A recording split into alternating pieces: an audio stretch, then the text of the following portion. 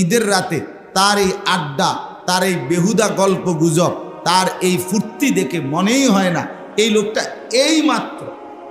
এইমাত্র একটা মাস তার তাকওয়ার প্রশিক্ষণ চলছে। একটা মাস সে রমজানে রোজা, তারাবি, ইফতার, সাহারি, কত কিছু, কত ইবাদত, এতেকাফ, এই সব কিছু করলো। এই সব কিছু 30 দিনের এই মেহনত অব্যাহত। মাত্র চাঁদ উঠতেই পরবর্তী 1 ঘন্টার ভিতরে সব ভাঙ্গা চূড়া তছনছ হয়ে গেল। মানুষ এতটা নাফরমান কিভাবে হয়? এটা তো আসলেও রীতিমতো অবাক করা বিষয়, অবাক করা বিষয়।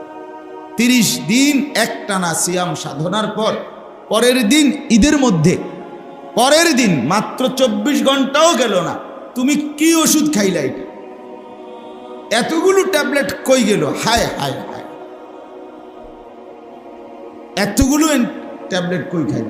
এইভাবে একবারে 24 ঘন্টার ব্যবধান, 24 ঘন্টাও মেয়াদ রইল না।